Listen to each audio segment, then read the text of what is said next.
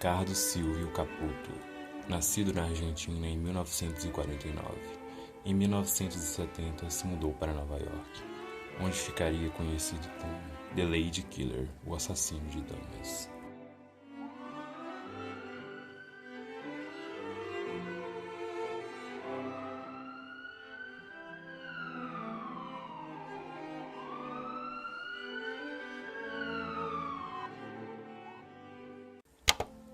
Em uma entrevista, segundo o irmão de Ricardo, ele teve uma infância terrível, onde lutava para ter a ajuda e o apoio que precisava. Segundo o irmão, ele ainda foi abusado e espancado quando era criança, e foi ignorado quando buscou por ajuda. Não é dito como era a relação com seus pais ou se ele morava com eles. Então ele acabou por conta própria indo procurar ajuda em um hospital psiquiátrico da sua cidade. Porém, os funcionários daquele hospital disseram que não tinha nada que pudesse fazer para ajudá-lo. Ele ingressou então no sacerdócio em busca de salvação, mas segundo seu irmão, o amor e a compreensão que ele buscava o iludiu. O irmão de Ricardo não deu mais detalhes sobre a sua passagem pelo sacerdócio.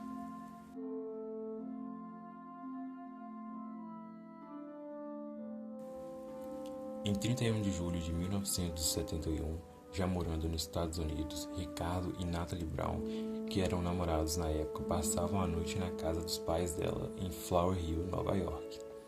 Infelizmente para Natalie, essa seria a sua última noite. Ricardo a esfaqueou várias vezes e depois chamou a polícia contando tudo o que tinha feito. Ele acabou sendo preso naquela noite. Enquanto aguardava o julgamento, as autoridades descobriram que ele era um argentino que havia ido para os Estados Unidos em 1970 e que já havia tratado de uma doença mental em seu país. Ricardo então foi submetido a exames psiquiátricos e foi decretado que ele não era apto a ser julgado. Então ele foi enviado ao hospital psiquiátrico em Nova York. Enquanto estava neste hospital, ele era acompanhado pela doutora Judith Becker, mas logo a relação entre doutor e paciente se tornou algo a mais, vindo os dois a ter um relacionamento.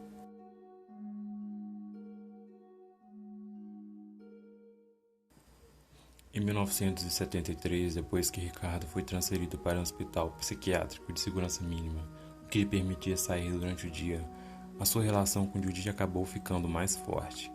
Ela chegou até a apresentar Ricardo para sua família, porém, ela disse a eles que ele era um colega de trabalho e não um paciente do hospital. Então, em 21 de outubro de 1974, a família de Judith, que não tinha notícias dela há algum tempo, foi até a sua casa e no quarto encontraram seu corpo, que havia sido espancado e estrangulado com a meia. Ricardo havia fugido do local. Depois de deixar Nova York, Ricardo foi para o oeste da Califórnia.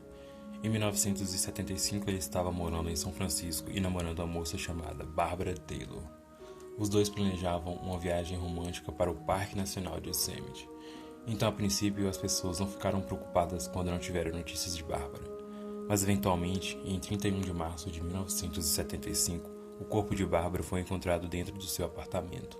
Ela havia sido espancada até a morte. Ricardo novamente fugiu do local, mas deixando dessa vez as suas impressões digitais. 5 dias depois, Ricardo foi detido em El Paso, no Texas, onde deu o nome de Ricardo Dias. Ele ainda acabou ficando em um centro de imigração porque não tinha nada que pudesse confirmar a sua identidade. Em 7 de abril de 1975, Ricardo e outros 2 detentos conseguiram despistar os guardas e acabaram roubando o carro e fugiram para o México. Os outros 2 homens acabaram sendo presos, porém Ricardo conseguiu mais uma vez enganar os policiais. Ricardo, então, morando na cidade do México, conheceu uma moça chamada Laura Gomes, de 21 anos. Eles viveram juntos por 2 anos antes do corpo de Laura ser encontrado espancado e torturado. Em 3 de outubro de 77, durante a autópsia, descobriu-se que Laura estava grávida de 2 meses. Após o assassinato de Laura Gomes, Ricardo passou anos foragido. Acredita-se que durante esse período ele tenha ficado entre a América do Sul e a América do Norte, onde provavelmente fez mais vítimas. Durante esse período, Ricardo ainda era o número 1 na lista dos mais procurados do FBI.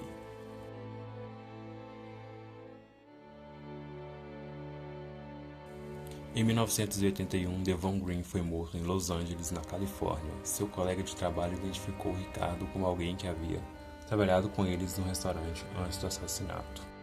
Em 2 de agosto de 1983, a autora Jacqueline Bernard, 64 anos, foi encontrada assassinada em seu apartamento em Manhattan.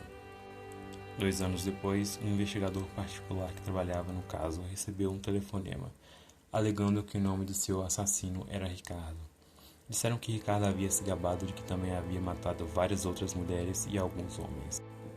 O proprietário do apartamento de Jacqueline escolheu Ricardo de uma fila de fotos como um homem que havia sido visto tentando invadir, pouco antes do assassinato, o apartamento de Jacqueline.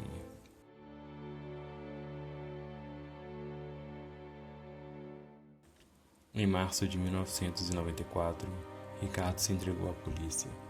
Ele disse que suas vítimas o estavam assombrando e que ele temia matar novamente.